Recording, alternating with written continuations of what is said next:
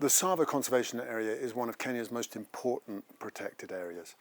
It's vast. It covers about 42,000 square kilometres and encompasses both Tsavo East and Tsavo West national parks.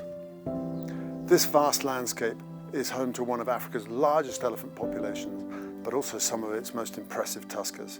That makes it a crucial stronghold for this species. In August 2024, Save the Elephants partnered with the Kenya Wildlife Service, Tsavo Trust and Wildlife Works on an important mission to help protect these elephants. Alright, Delta 50. 13 tracking collars were fitted and 2 old ones were removed. Some of those that were fitted with a new automatic drop-off device to help the removal process. With 6 organisations and more than 40 people involved in this operation, it was big. The ground vehicles covered over 1,600 kilometres in 5 days, from sparsely populated wilderness to community land that the elephants venture into. We used 5 separate aircraft to cover this huge area. A helicopter from Olmalo for darting and getting essential personnel onto the ground next to the sedated elephants as quickly as possible. A Cessna 185 from Save the Elephants, fitted with special VHF tracking equipment for locating existing tracking collars that are on elephants in order to remove them or replace them. Another Cessna and a Super Cub from Tsavo Trust, and a gyrocopter from Wildlife Works.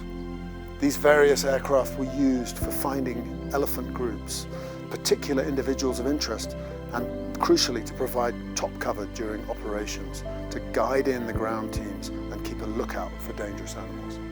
Once a specific individual has been identified for the collaring, the ground teams are guided into position by the aerial team, and then the helicopter goes in for the actual darting and immediately backs away again to minimize stress.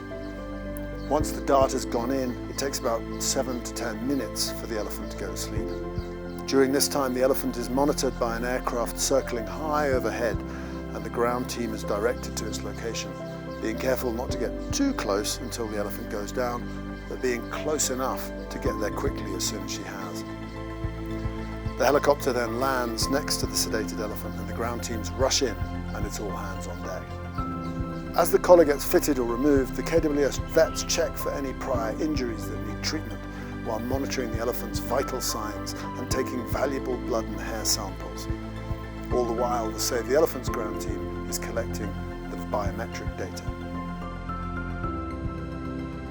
Once the collaring, treatment and data collection has been completed, the KWS vet administers a reversal drug, and minutes later the elephant gets up and goes to rejoin her herd.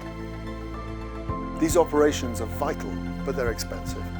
So we'd like to thank Elephant Cooperation and Disney and all of our individual donors for their support in carrying out this important work. By fitting elephants with these tracking collars, we're able to get valuable real-time data that helps to manage situations when elephants move into areas that have people. The real-time data can also help us to shepherd elephants if they move through dangerous areas, helping to protect them from the constant threat of ivory poaching. But it's the long-term use of this data that is perhaps the most important. It allows us to see the landscape from the elephant's perspective and gives elephants a voice in landscape planning. There are so many new roads and railways and fence lines. Elephants can show us the crucial connection points and corridors for overpasses that keep the landscape connected and will allow not only elephants but also people and the biodiversity in this critical area to survive and to thrive long into the future.